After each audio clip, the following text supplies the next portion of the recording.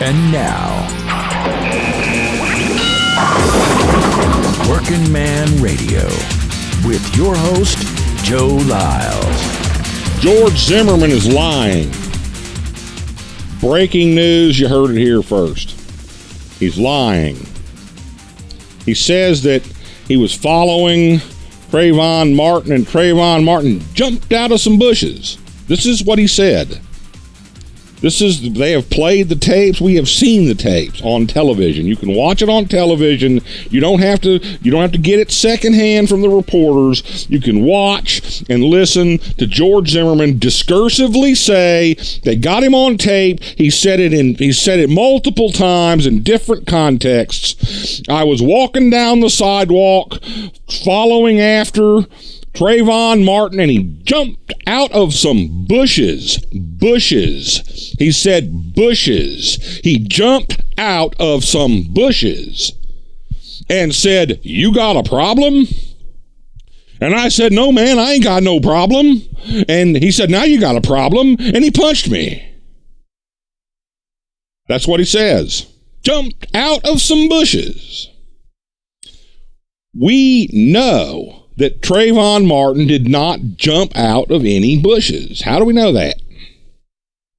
It's the little facts.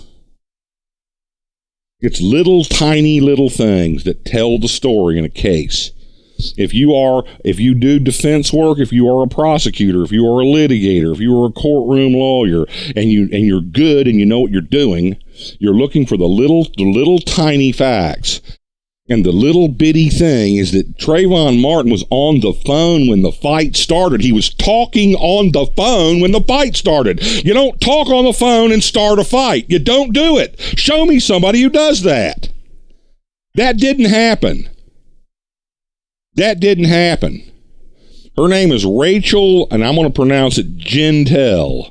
I went and found out what was her testimony. I realized that the linchpin to the whole case is the phone call.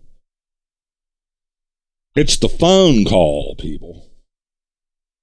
The phone call between Trayvon and Rachel Gentel. She testified, and people said, well, she looked like a lower class, underclass black girl from the ghetto.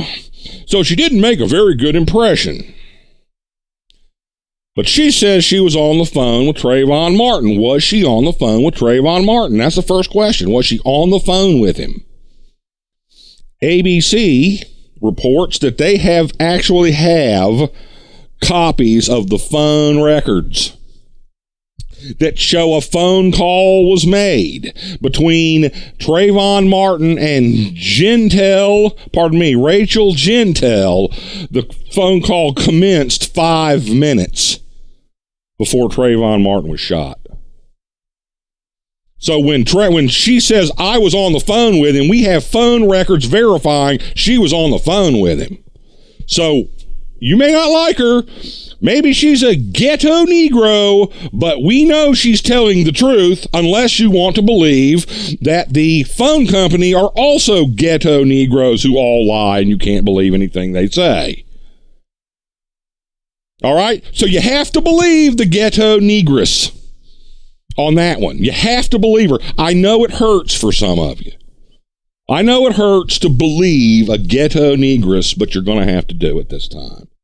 Because that lends credibility to her account of the phone call. He's talking to her on the telephone. See, you can put the pieces together. We know that Zimmerman called the police. This is known. He called 911 and said, there's some black dude in this neighborhood. He's not supposed to be here. We have Zimmerman recorded talking about how these assholes always get away with it. We know he's following this guy, and we know, so when Trayvon says, why are you following me? We know that Zimmerman was following him. If saying that Trayvon would ask, why are you following me? He's asking why Zimmerman did something he is known to have been doing. Therefore, that's what Trayvon said. Zimmerman was following him, and Trayvon said, why are you following me? Clicks, makes sense, it's true. And Zimmerman then said, "What are you doing here?" And we know that Zimmerman wanted to know what he was doing here.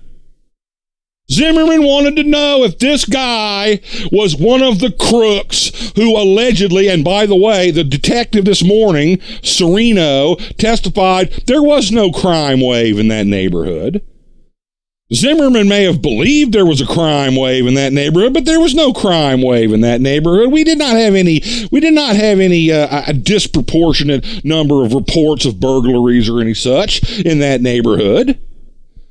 The other story is that he walked, hid, turned around, came back out because he thought Zimmerman was gone and ran into him.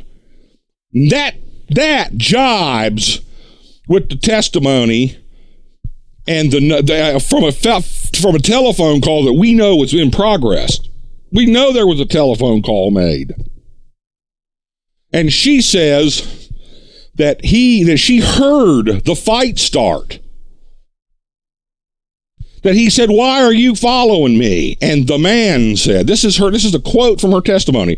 And the man said, "What are you doing here?" And then she heard pushing and shoving. And Trayvon apparently had a Bluetooth on in his ear, and that fell off in the pushing and shoving. Now he's got a phone in his ear. He's going to start a fight while he's on the phone. The phone circuit is open. He's talking to the girl, and he's going to start a fight while he's on the phone. The call is in progress, and the thing's in his ear, and he's going to start a fight then. Really? No way.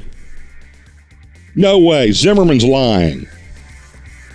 How many of you are going to confront someone following you and whoop their ass? I'm going to teach that cracker to follow me. I'm going to hide in some bushes, and I'm going to jump out at him, and I'm going to whip his ass. All while I'm talking on the phone to my girlfriend.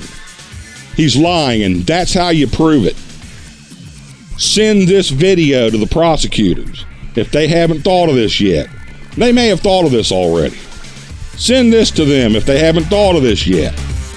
Thanks for watching, and don't forget to like, subscribe, and comment. You've been listening to Working Man Radio with Joe Lyles at joelylesradio.com.